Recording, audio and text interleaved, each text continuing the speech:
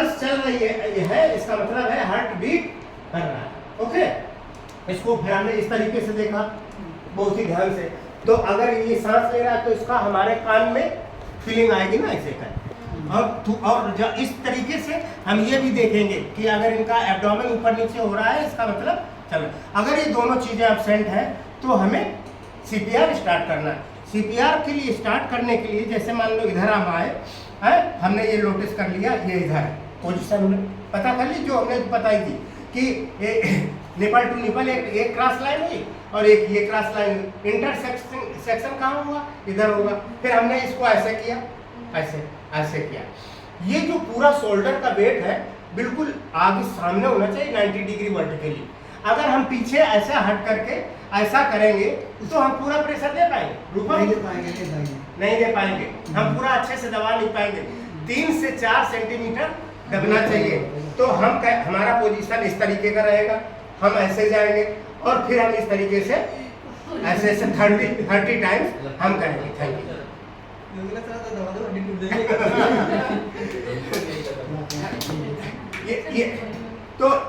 ये तरीका है ये।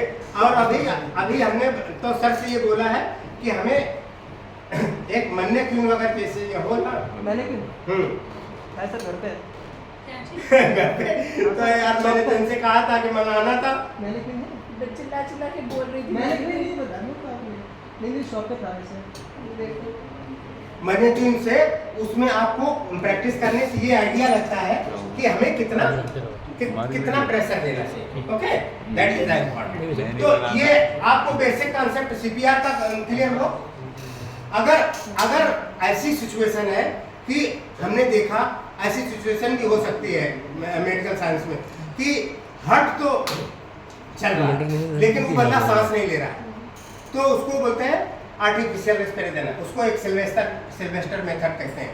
तो इसके अंदर पेशेंट्स को लिटा करके और यहाँ नेक के में थोड़ा सा एक सपोर्ट दे देते हैं। सपोर्ट देने के बाद इस तरीके का करते हैं और फिर जो हाथ है ना फिर उसको आगे ऐसे हाथ रखते हैं, फिर ऐसे करते हैं। तो उससे हम सांस देने की कोशिश करते हैं। कभी कभी ऐसी सिचुएशन हो जाता है मुंह में इतना एसिड बर्न वगैरह है कि आप ग्लो दो ही नहीं सकते, तो ये एक रास्ता होता है। इस मेथड को बोलते हैं सिल्वेस्टर। ठीक है, यहाँ तक ठीक है? ओके। दूसरा चीज है, ये चीज बताना चाहता था कि आपके फर्स्ट एड में जो आइटम्स होते हैं वो क्या क्या होते हैं। कम से कम 1 से 2 तो ये चीज होना चाहिए। क्रेप बैंडेज होना चाहिए, ये रोलर बैंडेज होना चाहिए 2-3 साइज की, है ना। और जैसे ये है आपके पास अभी आज जो आया हुआ है, ये 4 इंच वाला रोलर बैंडेज है। ठीक है, इसके बाद एक कॉटन भी होना चाहिए। इसके बाद दूसरा चीज क्या है, ये सेवलॉन होना चाहिए। सेवलॉन मैं ज़्यादा प्रेफर करता हूँ डिटॉल से। रीजन की क्या है, डिटॉल में जलन होती है ना, लेकिन इसमें जलन नहीं होगी। ठीक है, इसमें अगर जलन होगी तो कम होगी, बहुत कम होगी, लेकिन है एंटीबायोटिक, ये भी बहुत अच्छा इफेक्टिव एंटीबायोटिक है। ठीक है, और ये स्प्रे है, पेन किलर स्प्रे है जो काम देता है। इसके बाद ये स्टेरॉइड गॉज है। स्टेरॉइड गॉज साफ सुथरा किया, साफ सुथरा करने के बाद इसको अगर एक बार आपने फाड़ दिया तो ये इसकी स्टेरिलिटी खत्म हो गई। इसलिए मैं इसको खोल करके और उसको करके दिखाऊंगा नहीं, क्योंकि ये बेकार हो जाएगा। ठीक है, तो ये सब चीजें हो गई। दूसरा चीज है जो बैंडेजिंग है, उसका एक तरीका होता है। जब हम बैंडेज करते हैं तो एक तरीका होता है। सबसे पहले बैंडेज करने के लिए क्या किया, पेशेंट को कंफर्टेबल जगह पर बिठा दिया। बिठाने के बाद आपने फटाक हाथ धोए। हाथ धोने के बाद हाथ ड्राई किया। हाथ ड्राई करने के बाद आपने उसको लिया।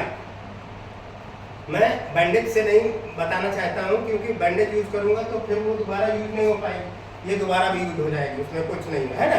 तो इसको हेड बोलते हैं, इसको टेल बोलते हैं। ये पार्ट क्या बोलते हैं, हेड।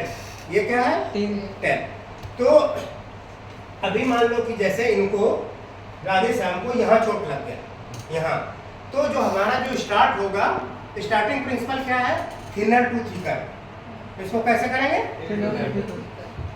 थिनर टू थिकर हमें अप्रोच करना है।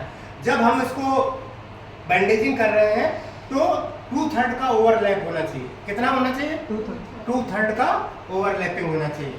तो जब ये बैंडेजिंग किया, सबसे पहले तो इनको यहाँ चोट लगी, ब्लीडिंग थी, ब्लीडिंग होने के बाद इनको हमने साफ किया। साफ करने के बाद ये वाला जो स्टेरॉइड गॉज है इसके ऊपर हमने ऐसे ढक दिया। ढकने के बाद अब हम इनकी ये बैंडेजिंग करेंगे। बैंडेजिंग अगर आपने यहाँ से स्टार्ट कर दिया और यहाँ की तरफ आए, कभी भी वो अच्छा बैंडेजिंग हो नहीं सकता। ये एक जनरल प्रिंसिपल है, ठीक है। तो आपको बैंडेजिंग करने में क्या करना पड़ेगा? आपको स्टार्ट थिनर टू थिकर इस प्रोसेस में डालेगा। इनको आराम से या तो बिठाया या तो आराम से इनको लिटाया। लिटाने के बाद इनको कंफर्टेबल तरीके से, भाई राधेश्याम इधर हाथ रख लो, हमने वो जो पाला पार्ट है ऑलरेडी बैंडेजिंग वो हमने कर दिया है, स्टेरॉइड गॉज वगैरह सब कुछ लगा दिया है। अभी हम इस तरीके से खोलेंगे। हम ये टेल है, ये हेड है, ठीक है। तो हम यहाँ से स्टार्ट करें। एक चोट कहाँ लगी है? इधर, ठीक है। और हम स्टार्ट कहाँ से कर रहे हैं? यहाँ से करेंगे, ठीक है। तो इस तरीके से